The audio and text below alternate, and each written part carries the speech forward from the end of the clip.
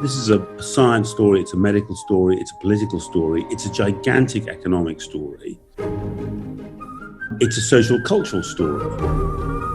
6 months ago, would anyone have predicted this the way we'd be living now? And this is the biggest story of any of our careers.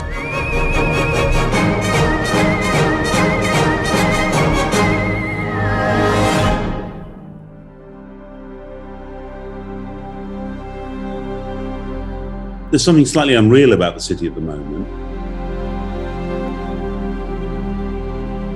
New York's a global city, and I think it's one of the really striking things is what does a global city look like when there's no movement or very little movement in and out of it? And the answer is it's very strange. High among 2015 U.S. daily papers is the 89-year-old New York Times. We're living through one of these periods in history which feels like a very open-ended transitional period for the world. And that just throws up stories all the time. But the New York Times is both a national and global news provider. In March, we reached about 240 million people around the world. It's by far the biggest number in our history. And this is the biggest story of any of our careers. It's straightforwardly the biggest single thing that any of us have been involved in covering. And I have right now colleagues in full PPE gear inside hospitals and other really hazardous settings doing their job classically with boots on the ground. To that extent, it's got elements of kind of almost like covering a war zone. What's it meant just for the day-to-day workings of the New York Times? We drilled for this, not everywhere, but in much of the company, including the newsroom, we drilled for remote working, for home working. We take disaster recovery and business continuity really seriously. And, we have an awful lot of eggs in our headquarters building. It's a skyscraper on 8th Avenue. If you lose that, what's your next move?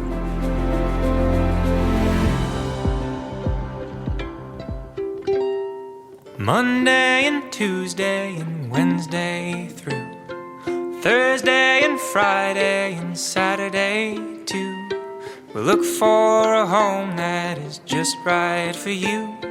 Monday through Sunday and the whole week through. 25 years I was the only photographer here. We had a lot of interesting things. We had movies made here. We had lots of exciting stuff. I mean, we've had royalty here.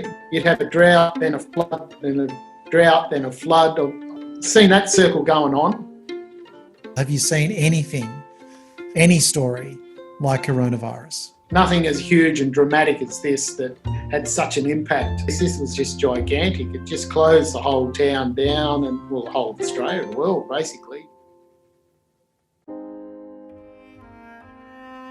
With the virus hitting us, and as soon as the clubs, the pubs and the cafe restaurants had to shut, well, they're probably our biggest advertisers because they'd be the biggest businesses in town, and advertising revenue is what keeps you alive. So we started losing money every edition. After about a week of that, we thought we can't do this, otherwise we won't last another couple of months.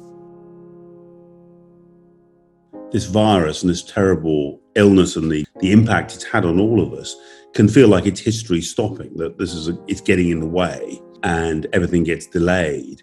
Actually, I think it's going to turn out to have been an accelerant, and in business and in media and in journalism, I think the future comes even faster than it was coming because of COVID. Some days I listen to the light. It was originally started by the unions to give the people of Broken Hill, the workers, the voice around town, and probably nearly 100 years it's been a daily. Until the last month or so? Yeah. 'Cause when I fight, I know that We're trying to do all positive stories on everything, give the town a bit of a lift, because all we copped for the first couple of weeks when we were shut was how bad it is, how it's bad for the town, and everything was coronavirus. So we're searching for the good side of the town stories, like the mines donating masks and gowns, and the cafe across the road from the hospital, people just going in and giving the cafe $50 and saying if anyone from the hospital comes over and wants a coffee, buy it out of this. pounding, but I take. The whole time, the Times is asking itself, what should we be doing? What should we be looking at? And one of the things we're thinking about at the moment is, what does a return, in quotes, return to the office look like? What have we learned? What are the kind of medium and long-term consequences of this?